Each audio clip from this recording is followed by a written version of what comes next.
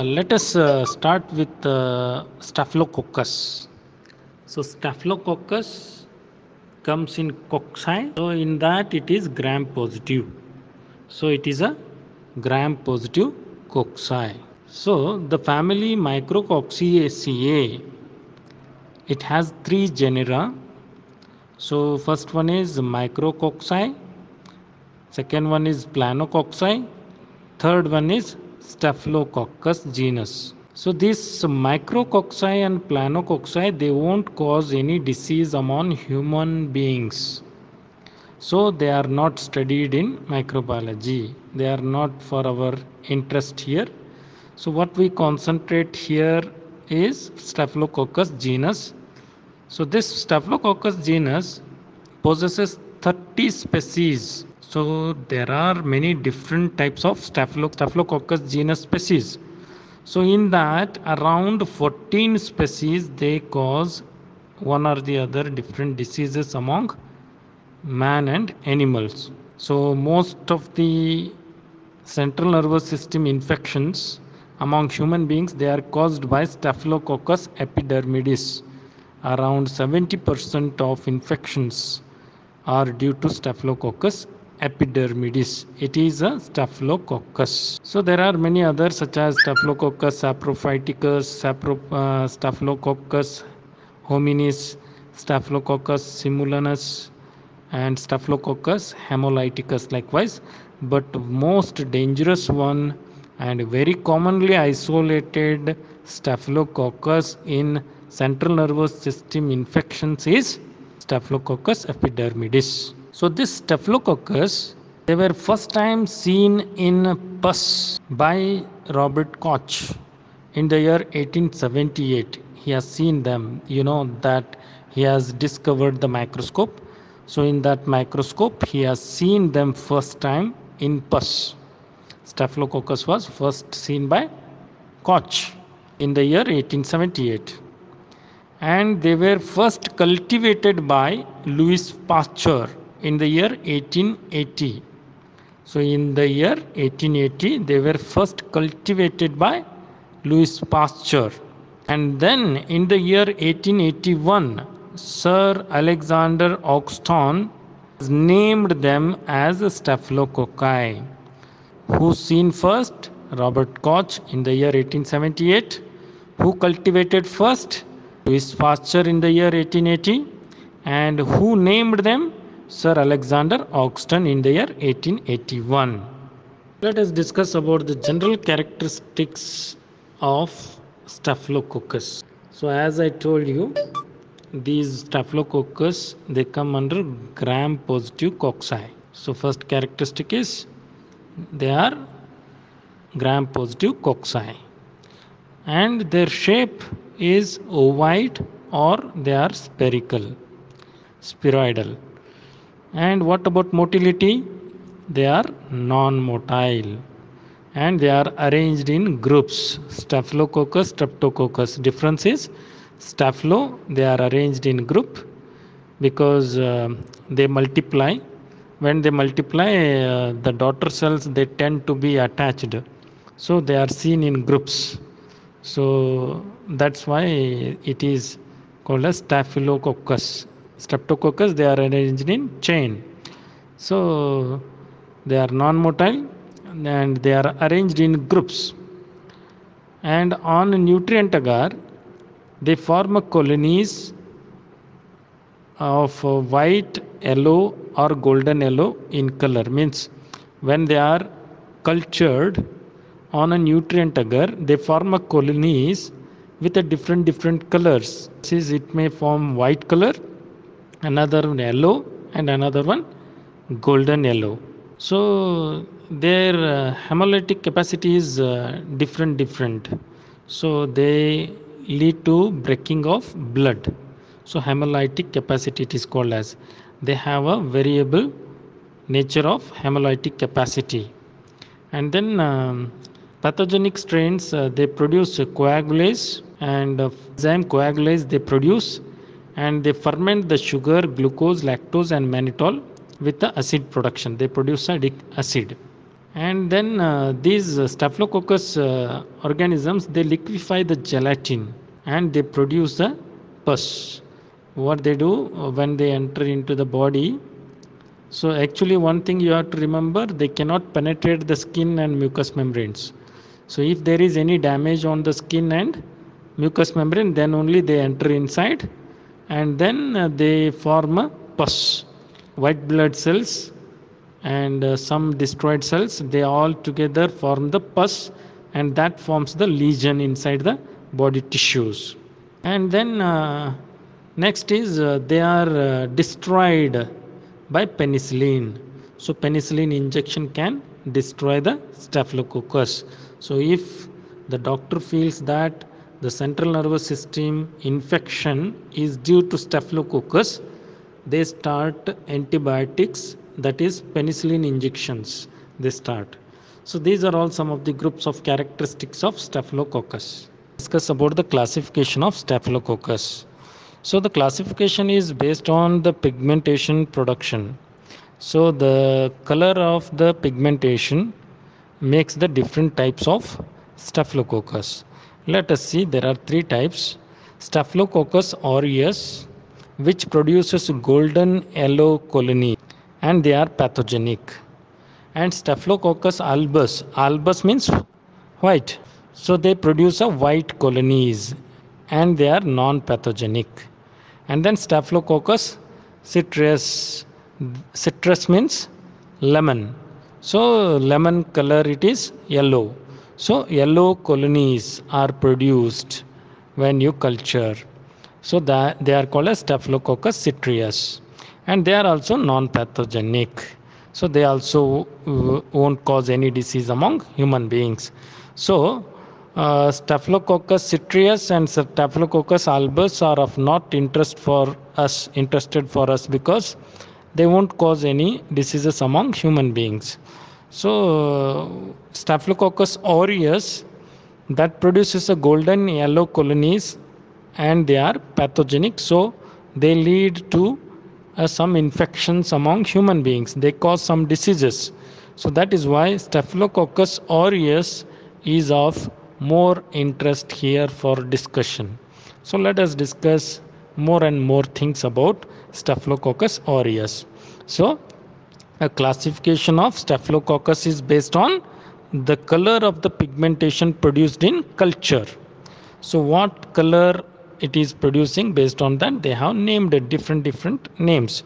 Staphylococcus aureus, it produces golden yellow color, and Staphylococcus albus, white color colonies, and Staphylococcus citrus, it produces yellow colored colonies.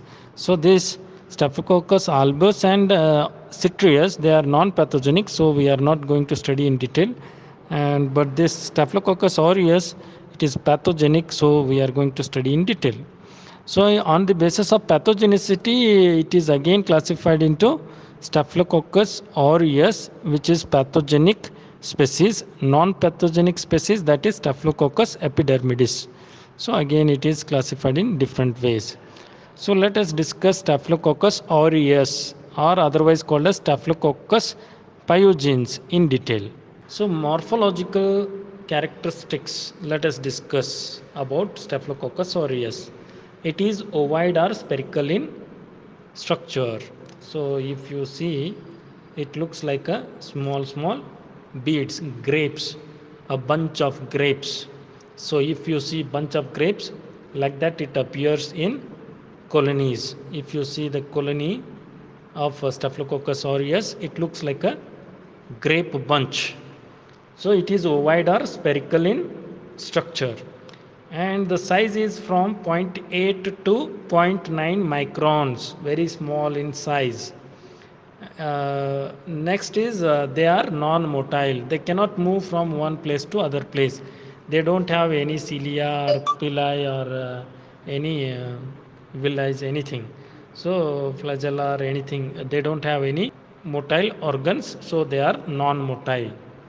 And then they are rarely capsulated, they are not always capsulated, very rarely they have a capsule. And then they are non-sporing strains, they won't produce any spores. So with the ordinary aniline dye. So next is they are gram positive. As we have discussed earlier, they belong to gram positive cocci, and it is arranged in clusters, as I told you, clusters. So they appear in bunch or groups. So they appear like grape bunch. And then next is so that cell cluster formation is due to cell division. As I told you earlier, the daughter cells after cell division, they have a tendency to bind with a parental cell. So they remain very close to the parental cell. So that appears like a bunch. So like a grape bunch. So then next cultural characteristics, if we see, Staphylococcus aureus is a aerobic and it grows rapidly in a simple media, means it needs oxygen for its growth, and it grows very rapidly in a simple media, and at the temperature of 37 degrees centigrade and pH of 7.4 centimeters. So Staphylococcus aureus is a aerobic. It grows very rapidly in a simple media at temperature 37 degrees centigrade and at the pH of 7.4. And then if you see in a fluid media, it will not produce any pigments. It will not produce any pigment. It will not give any color.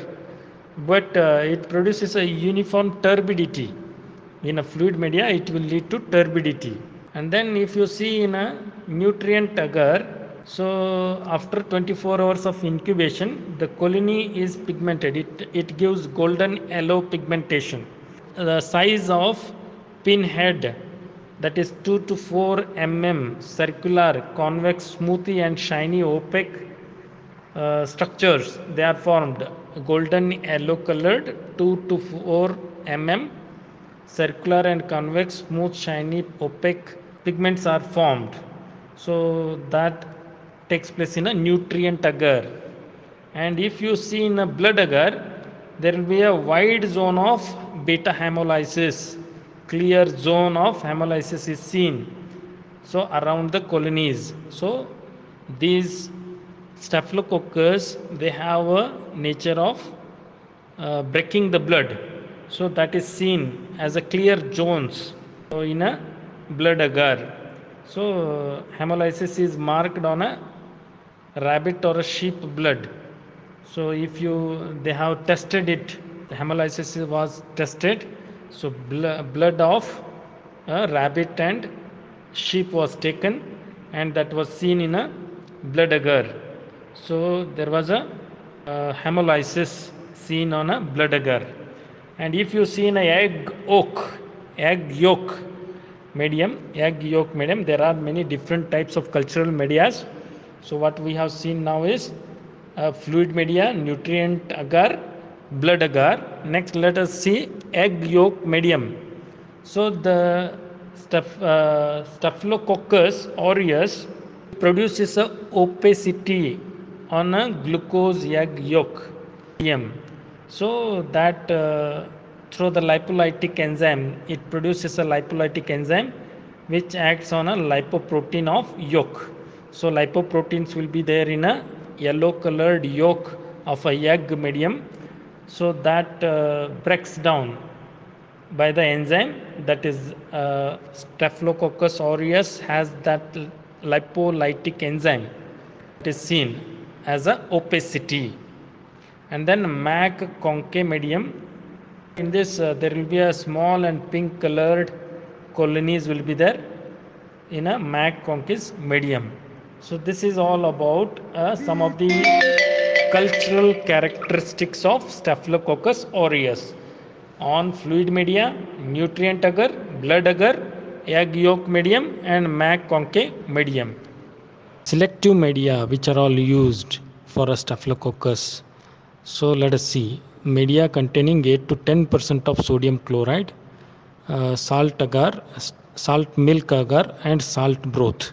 Salt milk agar and salt broth are used for Staphylococcus, and lithium chloride, tellurite, polymyxin, and mannitol salt agar.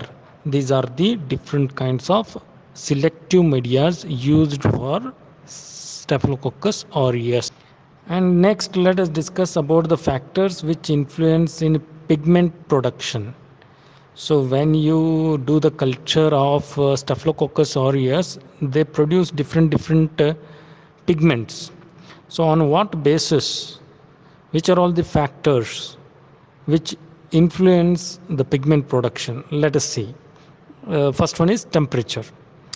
So maximum pigment production is at room temperature. Between 20 to 25 degrees centigrade, there will be a maximum pigment production. And the presence of oxygen is good for aerobic condition. So means these Staphylococcus aureus is an aerobic organism. It needs oxygen for pigment production. And then medium, they talk about the pigment is produced on a solid medium. So if you see regarding the medium, a solid medium is better for Staphylococcus aureus. Milk agar and glycerol monoacetate are very useful for a rapid identification of Staphylococcus aureus. So on the basis of pigment production. So actually milk agar and glycerol monoacetate medium, they are used for Staphylococcus aureus. It helps in better identification of Staphylococcus aureus, which leads to a good pigment production. And then light is also needed for pigment production. So in presence of light, pigment production will be better. And let us see about the biochemical reactions of Staphylococcus aureus. So Staphylococcus aureus, it ferments a number of sugars, and which produces acid, and it will not produce gas. So what it does, it will ferment number of sugars such as glucose, lactose, sucrose, maltose, and mannitol. Different many number of sugars it will uh, ferment.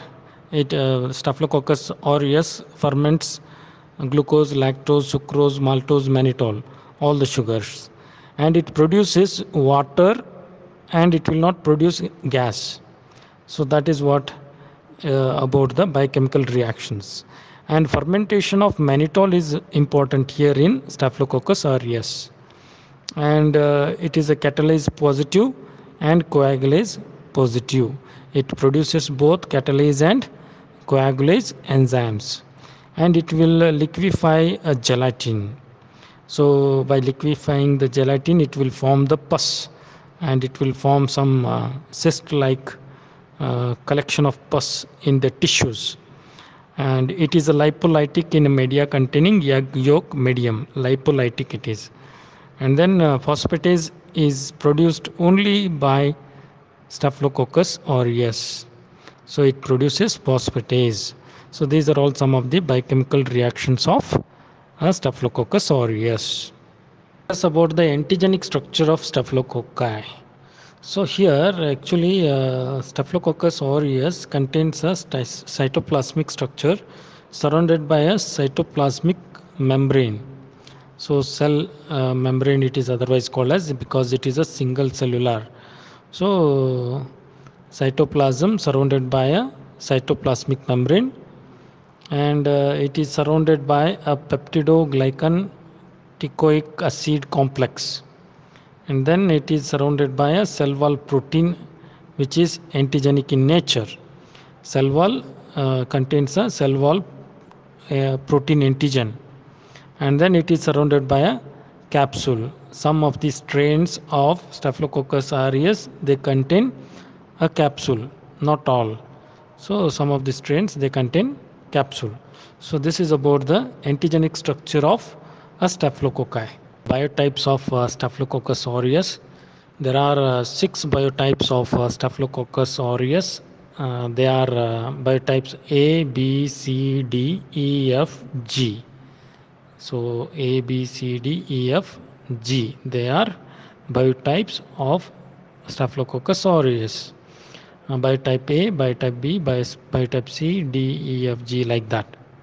So among them, biotype A is characterized by a pigment production. When you do the culture of biotype A, it will lead to a production of pigment, and it will lead to fibrinolysis also, and even it leads to a positive test for a coagulation. So it is a positive for coagulation test, and it will lead to hemolysis also. Hemolysin A and B are present, and telluride reduction occurs.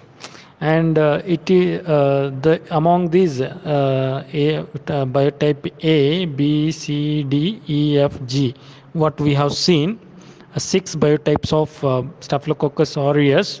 Among them, biotype A strain is pathogenic to man. So it will lead to a disease among man. So that is biotype A. Among six biotypes, biotype A is pathogenic to man, means it leads to disease. It causes infection and leads to disease among man. That biotype A is important for our study. Enzymes produced by Staphylococcus aureus. So there are many enzymes produced by Staphylococcus aureus. They are coagulase enzyme, clumping factor, that is bound to coagulase, and then phosphatase and hyaluronidase and deoxyribose nuclease and colony compacting factor. These are some of the enzymes produced by Staphylococcus aureus. So let us discuss the first one, coagulase. It is free coagulase. So what happens here is, it is a filtrable and heat labile enzyme which is produced during the lag and early log phase of bacterial growth. So during the lag and early log phase of bacterial growth curve, you might have studied, during the early stage of growth of bacteria, they produce an enzyme called as coagulase, and this enzyme is antigenic in nature, and about 7 distinct types of antigens are recognized. And then human strain produces A variety. So A variety is produced by human strain, and it has a antiphagocytic action. So phagocytosis can be prevented. Antiphagocytic action means it will not be destroyed by phagocytosis. That nature is there for this human strain. So that is coagulase enzyme. And then next is clotting of human or rabbit plasma is brought about by a coagulase. So the enzyme coagulase will form the coagulation of or clotting of human and rabbit plasma. If you take a rabbit or human plasma in a test tube, and if you add a culture of Staphylococcus aureus, that leads to a coagulation. How it will be done, I will tell you later. So this is clotting, this clots the human and rabbit blood. And then along with the coagulase reacting factor, which is present in plasma, it converts the fibrinogen into fibrin. So the coagulase enzyme along with coagulase reacting factor will convert the fibrinogen into fibrin. So fibrinogen will be there in a blood. So that fibrinogen converts into fibrin by the coagulase enzyme and coagulase reacting factors. They both together convert fibrinogen into fibrin. So that forms the clot. So how it can be done? Let me explain. So it can be demonstrated.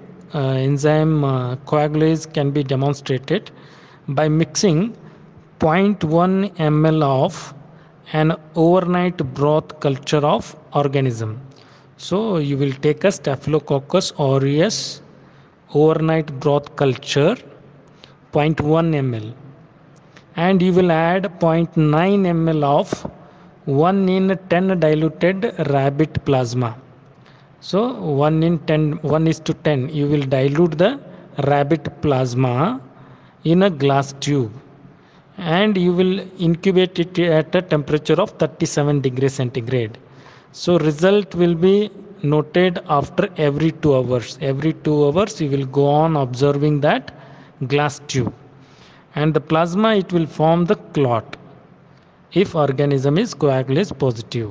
So means Staphylococcus aureus is a coagulase positive organism. So it will produce a coagulase enzyme.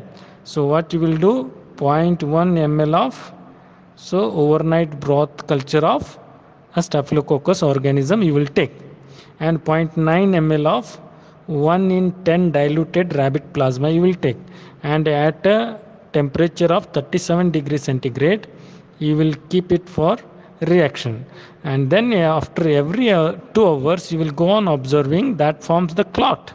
So how it forms the clot? Along with the coagulation reacting factor, coagulase enzyme will convert the fibrinogen into fibrin, so that forms the clot. So that is the first enzyme produced by Staphylococcus aureus, that is coagulase.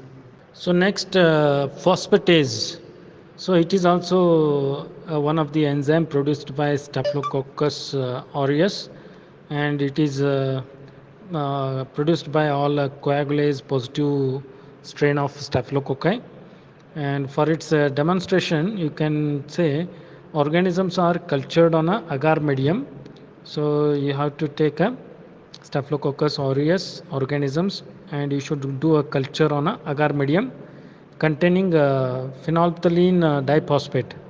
So you should agar medium which is containing phenolphthalein diphosphate. You should do the culture of Staphylococcus aureus. So when such a mixture is exposed to ammonia vapor, so when you expose that agar medium containing phenolphthalein diphosphate and putting on that organisms, so when you expose that culture medium with the ammonia vapor, the colonies they assume a bright pink color. So a bright pink color will appear on a colonies. So that proves that enzyme phosphatase is secreted by the Staphylococcus aureus. So that proves the presence of free phenolphthalein. So again, some other enzymes produced by Staphylococcus aureus are hyaluronidase. Most strains of Staphylococcus they produce this hyaluronidase, and next is deoxyribonuclease and colony compacting factor. So these are the different types of enzymes secreted by Staphylococcus aureus. So next let us discuss about the clumping factor, otherwise called as bound coagulase. It remains on the surface of the organism actually. It is a heat stable protein and antigenically homogeneous. So what happens here is clumping factor does not need any coagulase reacting factor to convert the fibrinogen into fibrin. It will not convert fibrinogen into fibrin. Just with the fibrin, it will form the clump. Clump means it will clumping factor will be there on a cell wall of the bacteria, and it will be released after the death of a cell. Autolysis means a self death. So it will break down and it will release the clumping factor. So you can test it by when a drop of a saline suspension containing a Staphylococcus aureus is mixed with the rabbit plasma, the cocci are clumped or agglutinated. So this clumping of Staphylococcus is due to combination of a fibrinogen with a receptor present on the surface of the organism.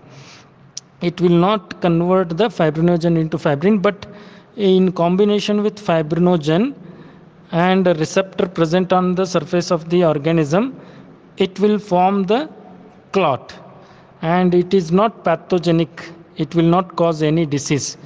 It is not associated with any pathogenicity. It just clots the blood.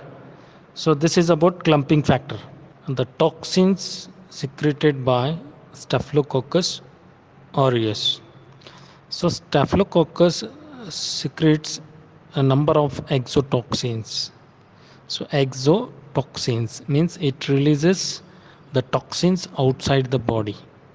They are not attached to the body of the bacteria. So they are released and thrown away into the circulation. So that's why they are called as exotoxins. So usually all gram positive bacteria, they produce exotoxins. So Staphylococcus aureus also produces exotoxins. There are many different types of toxins produced by Staphylococcus aureus. So first one is hemolysin, second one is leucocidin, third one is enterotoxin, and fourth one is fibrinolysin, fifth one is exfoliative toxin, and sixth one is toxic shock syndrome. So these are the 6 different types of toxins produced by Staphylococcus. So let us discuss the first one, hemolysin. First toxin here is hemolysin. So it produces 4 types of hemolysin known as alpha, beta, gamma, delta. So 4 different types of hemolysin toxins produced by Staphylococcus aureus. So they are alpha, beta, gamma. So they are antigenically different. All 4 hemolysins produced by Staphylococcus aureus, they are antigenically different. Means they have different protein structure. So they may cause hemolysis of rabbit and sheep. So when the toxins come in contact with the sheep and rabbit blood, so they cause a breaking of the blood. It is called as hemolysis. So when the hemolysin comes in contact with the rabbit and sheep blood, it leads to hemolysis. Alpha hemolysis is produced by a coagulase positive strain. So coagulase positive strain of Staphylococcus aureus produces alpha hemolysis, and it is important here because it causes a disease in man. So alpha hemolysis toxin secreted produced by a Staphylococcus aureus is pathogenic to man, and it is leucocidal. Leucocidal means white blood cell. It kills white blood cells. And cytotoxic means it is toxic to the cells. It leads to cellulitis. And dermonecrotoxic means it is, dermo means skin, necro means death. So this toxin, alpha hemolysis toxin secreted by Staphylococcus aureus, is toxic to the skin cells also, and it is very dangerous. It is antigenic and is neutralized by antitoxin. So beta hemolysin is produced by Staphylococcus isolated from animals. Actually it is of not much use. Beta, gamma, delta, they are of not important here. So alpha toxin, that is alpha hemolysin, is toxic to man. It causes disease in man, it causes infection in man. So that is why let us uh, give importance to hemolysin alpha. Hemolysin is one of the toxin produced by Staphylococcus aureus. It produces 4 different types of hemolysin, that is alpha, beta, gamma, delta. Among them, alpha hemolysin is very dangerous to man. It causes septicemia, cytotoxic, and leucocidal effect it is having, and it is antigenically different from beta, gamma, and delta. They all have a different protein structure. They are antigenically very different. So that is about hemolysin, one of the toxins produced by Staphylococcus aureus. So next toxin produced by Staphylococcus is leucocidin. Leucocidin. It is composed of 2 fractions, S and F fractions. So they both are toxic only when present together, but not when alone. Means S and F factors are there. So this leucocidin has a 2 fractions, S and F. So when this S and F fractions are together, they are toxic. But when S is alone, it is not toxic. When F is alone, it is not toxic. It is lethal to the white blood cells. Means so they kill the white blood cells of many animals. Its role in pathogenesis is not well known, and antibodies to leukocidin may play a role in resistance to recurrent staphylococcal infections. So means this is very dangerous when both the actions of leukocidin, that is S and F, are together, they cause infections. When they are alone, S is alone, it is not causing any infection. When F is alone, it is not causing any infection.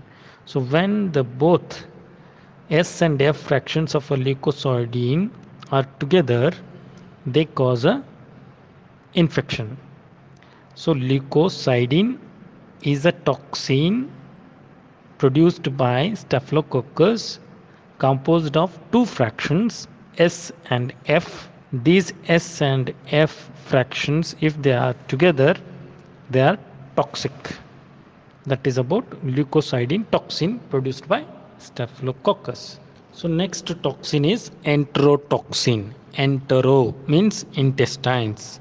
A toxin which leads to disturbance in the functioning of the intestines. It leads to diarrhea, vomiting and all, nausea. So if there is some food poisoning, the people start getting nausea, vomiting, diarrhea within 6 hours. Take an example in a marriage or some any function in a society. If all the people are going there and if they eat food, they start getting nausea, vomiting, diarrhea all together. So what might be the cause? If you see, it is the enterotoxin of Staphylococcus. Enterotoxin is a toxin secreted by Staphylococcus which leads to food poisoning. So all the people together, they start getting nausea, vomiting and diarrhea. So within 6 hours of eating that food. So what happens here is there will be enterotoxins produced by a staphylococcus that leads to disturbance in the functioning of the digestive system. So this is resistant to the digestive enzymes. The toxin, enterotoxin, is resistant to digestive enzymes. It will not get degraded by digestive enzymes of our digestive system. So when we eat a contaminated food, it starts disturbing the bowel functions. It leads to nausea, vomiting and diarrhea. That is known as food poisoning. So that food poisoning is caused by enterotoxin, one of the toxins secreted by Staphylococcus. So it is relatively heat stable. Means this toxin is heat stable. Means it will die at the temperature of 100 degrees centigrade in 10 to 40 minutes depending on the concentration of the toxin. So if you boil the food or a water for 10 to 40 minutes for 100 degrees centigrade temperature, this toxin will die. It cannot survive. So mainly the milk and milk products are the common food items responsible for staphylococcal food poisoning. Milk and milk products. In that staphylococcus secreted enterotoxin is responsible. Means milk and milk products so are very dangerous in causing food poisoning. The source is usually food handler who is a carrier. So a person who is cooking the food or the person who is carrying the food or the person who is distributing the food might be the carrier of the staphylococcus bacteria. So he is the carrier, means he is having the staphylococcus bacteria in his body. He is infected, but he may not be showing any symptoms. He is a carrier. So when he is serving the food, or when he is carrying the food from one place to other place, or when he is preparing the food for others, so he will put that bacteria into the food and the people who all are going to eat that food are going to suffer from this infection. So this enterotoxin has 6 types. So 6 types of enterotoxins are there. A, B, C1, C2, D, E, and F. There are 6 types of enterotoxins: A, B, C1, C2, D, E, and F. So this seventh type F of enterotoxin, responsible for toxic shock syndrome. TSS toxin it is called as toxic shock syndrome. It leads to toxic shock syndrome. So it may cause diarrhea as a part of toxic shock syndrome. So it will lead to food poisoning, diarrhea, vomiting, nausea, all will be there, and suddenly the person will enter into shock. He will lose consciousness and he will become unconscious. So the main toxin, the type of toxin, enterotoxin, is F, type F. There are 7 types of enterotoxins: A, B, C1, C2, D, E, and F. Type F enterotoxin is identified as the toxic shock syndrome toxin. Means the toxin which is responsible to cause toxic shock syndrome is type F of enterotoxin. It's all clear. Next toxin here is fibrinolysin. Staphylococcus aureus, it produces a staphylokinase during the later stages of growth, which leads to the breaking down of fibrin. Breaking down of fibrinogen leads to dislodging of infected intravascular thrombi, and which will contribute to the development of a Staphylococcus septicemia. A septicemia, so infection, bacterial infection which enters into the blood and causes a septicemic shock. So mainly the fibrinolysin is a toxin secreted by the Staphylococcus aureus, which leads to lysis of fibrin. Lysis means breaking down of fibrin. So this fibrinolysin leads to dislodging of the infected intravascular thrombi, and that leads to the septicemia all over the body. The person may enter into shock and unconscious state will be there, and the person may die. So that toxin is known as fibrinolysin. Staphylokinase is an enzyme. Next toxin which is secreted by Staphylococcus is a exfoliative toxin. So it consists of 2 proteins which may cause infection, skin infection, called as desquamation of staphylococcal scalded skin syndrome. So it leads to a skin infection. So there will be a boils and necrosis of skin. So most commonly cellulitis is seen around the foot. So it is caused by exfoliative toxin. So specific antibodies against it are protective. So antibodies, if any antibiotics are used, and that can produce antibodies against exfoliative toxin, can prevent this exfoliative toxin from causing some damage to normal cells. So it consists of 2 proteins actually, so which lead to desquamation of staphylococcal skin infection. So this is called as exfoliative toxin. So there are many other toxins secreted by Staphylococcus aureus. They are toxic shock syndrome toxin, nucleases, lipases, proteases, and scarlanta toxin. So these are all many different types of toxins secreted by Staphylococcus aureus. Next, let us discuss about the virulence factors. So which are important in Staphylococcus aureus? Let us discuss them. Means the factors which are there with the Staphylococcus aureus responsible in causation of infection among human beings. So these are all factors which help in leading to a infection. So first one is cell wall. It is a actually polysaccharide layer around the cell. So it activates a complement and induces a release of inflammatory cytokines actually, and it will give rigidity and integrity to the bacterial cell. It protects the bacterial cells. It is cell wall. And then teichoic acid, it is a antigenic part of a cell wall actually. It helps in attachment of a cocci with the host cell surface, and even it will prevent the bacterial cell from absonization. And next is capsule. So around the bacteria it will inhibit the absonization. So capsule around the bacteria also inhibits the absonization. And next is protein A is a chemotactic anti-phagocytic actually.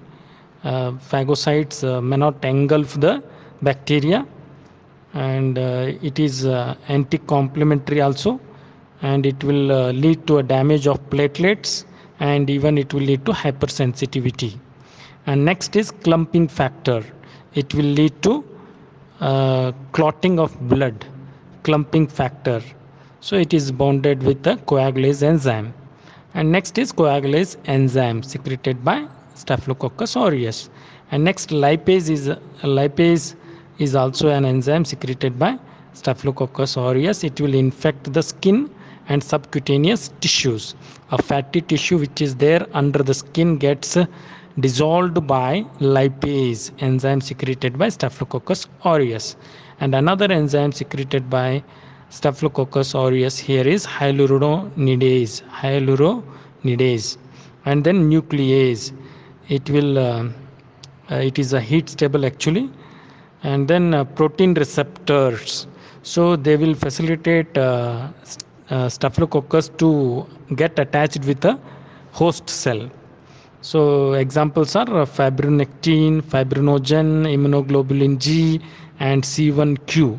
These are all examples of protein receptors which are present on the Staphylococcus aureus surface. So these are all some of the virulence factors of Staphylococcus aureus.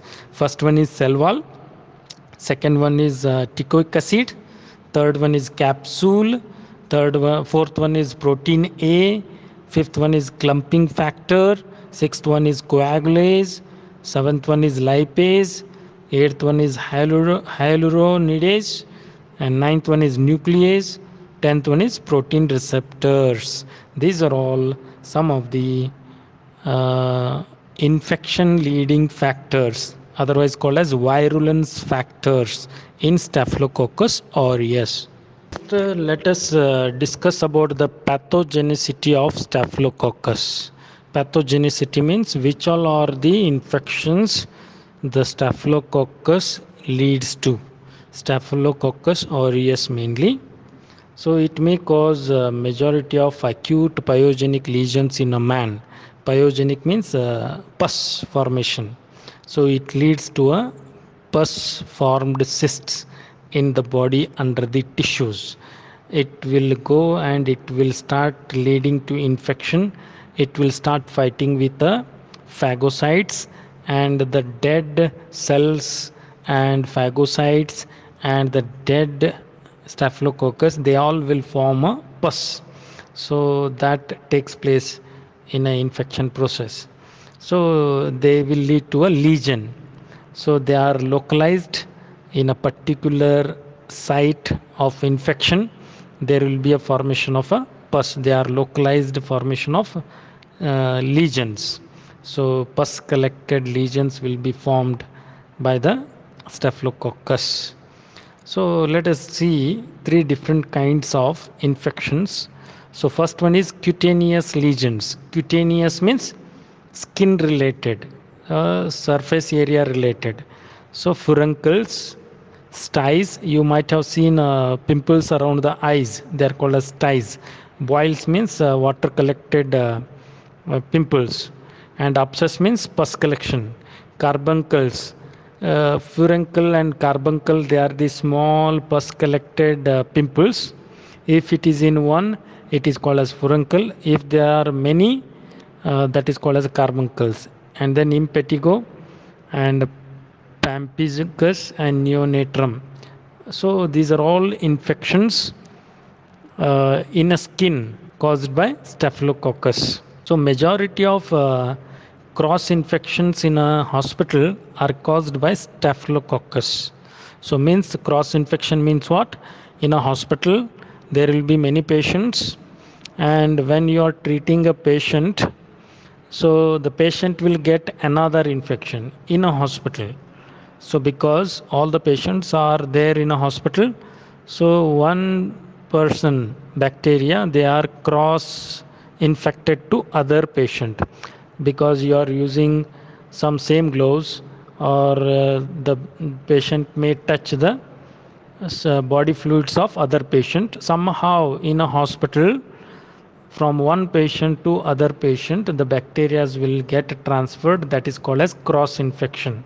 So most of the cross infections in hospitals, they are due to staphylococcus aureus infections only. They are staphylococcal origin. Then deep infections, so such as toxic shock syndrome, so or meningitis, means inflammation of the some of the covering of the brain. So meninges is a covering of the central nervous system. So inflammation of that meninges is known as meningitis. And breast abscess and pulmonary abscess, pus collection in the lungs is known as pulmonary abscess. Pus collection in the breasts is known as breast abscess. Pneumonia means same inflammation of the lung tissue. Sinusitis means inflammation of the sinus. Pharyngitis means inflammation of the pharynx. Tonsillitis means inflammation of the tonsils. And osteomyelitis, so endocarditis, endocardium, inflammation of the endocardium. And renal abscess, pus collection in the kidneys. So such all deep infections are also caused by staphylococcus.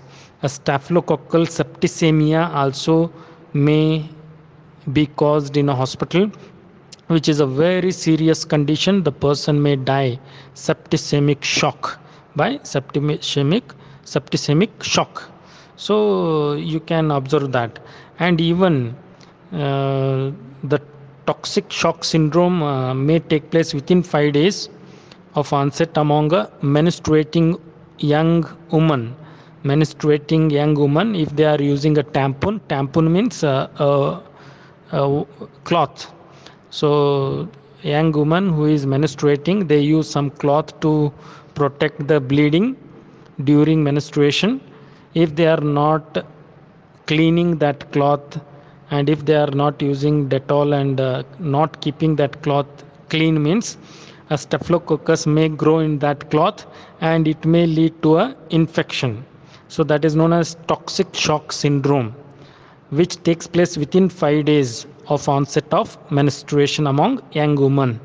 So it may lead to hypotension, skin rash, and high fever, vomiting, diarrhea, and cardiac and renal failure among young women. So that's why menstrual hygiene needs to be maintained. Very, very important. It is very careful you have to be. So that is the important thing. Staphylococcal toxin may cause a toxic shock syndrome among menstruating young women. And then staphylococcal food poisoning. So as I have discussed earlier, so within 6 hours of infection, the people start getting nausea, vomiting, diarrhea. So mainly dairy products, meat, fish, milk and milk products. So among that, among such food items, staphylococcus will grow, and it gets transferred to from one person to other person. So who all are eating such a food, they start getting diarrhea, vomiting, nausea within 6 hours of eating that contaminated food. So these are all the three main categories of infections caused by Staphylococcus aureus. First is cutaneous infections, skin infections, and next is deep infection like tonsillitis, pharyngitis, sinusitis, pneumonia, pulmonary abscess, breast abscess, meningitis, endocarditis, renal abscess, and a toxic shock syndrome, osteomyelitis. So these are all deep infections, and food poisoning.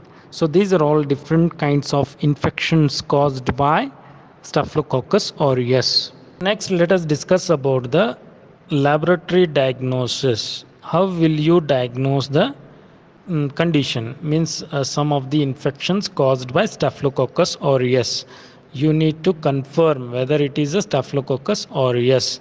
So how will you confirm that infection is caused by Staphylococcus aureus? There are many different methods here to confirm the infection. Let us discuss hematological investigations, means blood investigations. So you can send the blood for leukocyte count, white blood cell count. So what happens in Staphylococcus aureus infection is blood count will go higher, white blood cell count will go beyond 10,000 cells per cubic millimeter. And differential leukocyte count, if you see, around 80% higher, means the neutrophil count will be higher than 80 percentage. And there are many bacteriological studies. Second method of recognizing the causative organism is bacteriological methods. So you can confirm the infection of Staphylococcus by study of bacteriological methods also. So what you can do here is you can take a pus from the lesion. Means if the person is having a abscess, you can take a pus for culture and sensitivity test, and you can take a sample of sputum if it is a respiratory infection, or if it is a food poisoning you can take a food remains of food, and even you can take a stool collection from the patient also. So you can recognize the nasal swab. You can take, if you see a person is a carrier, if you suspect that the person is carrying the Staphylococcus but he is not suffering from any infection, in that case you can take nasal swabs and even swabs from the perineum. So means around the anus you can take the swabs, and even around the umbilical stump, umbilicus also you can take a swabs. So there all you can find Staphylococcus aureus. So what they do is they will take that all specimens and they will do the culture in a blood agar media in a laboratory at a temperature of 37 degrees centigrade. If they find golden yellow colonies which show beta hemolysis and which show coagulase positive and which produce a phosphatase and which show a antibiotic sensitivity also, and that proves a Staphylococcus aureus. Take an example. So they take a pus and they do a inoculation of that pus into a blood agar.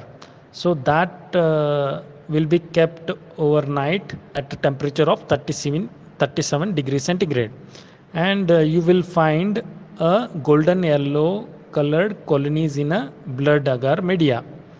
So that shows that it is Staphylococcus aureus, and even you can confirm it by beta hemolysis if it is leading to clot formation, if it is breaking the blood in a blood agar, and if it is testing a coagulase positive, and if it is producing phosphatase. So that proves that it is Staphylococcus aureus. So these are all some of the laboratory methods to confirm the Staphylococcus aureus infection. So first thing is hematological studies. You will take the blood specimen for study. WBC count will be higher and neutrophil count will be higher, above 80 percentage. WBC count will be above 10,000. And you can take a pus or some specimen for a study. So you will do a study on blood agar. If you find golden yellow colonies, and if it will lead to a hemolysis, and if it produces a coagulase enzyme and phosphatase enzyme, it proves that Coccus aureus is present in that specimen, and the infection or the pus formation is due to Staphylococcus aureus. So these are the laboratory methods to confirm the Staphylococcus aureus infection. Prevention of staphylococcal infections among patients can be done by using hand antiseptics and cleansing the wounds thoroughly with the antiseptics, and using aseptic techniques while putting catheters and Ryle's tube and any other procedures in hospitals. Treatment of staphylococcal infections is with anti-staphylococcal antibiotics. There are first choice drugs and second choice drugs.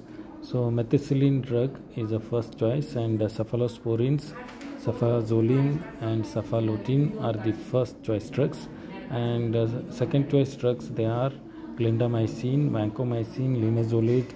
They all are the second choice drugs, can be used in the treatment of staphylococcal infections. MRSA, methicillin resistant Staphylococcus aureus. It is hospital acquired nosocomial infection. When patient gets admitted into hospital, so he may come in contact with methicillin resistant Staphylococcus aureus. So in that case, all penicillin, cephalosporins, antibiotics are not that effective. So usually they use vancomycin to treat that infection, because very rarely vancomycin resistance develops in a Staphylococcus aureus infection.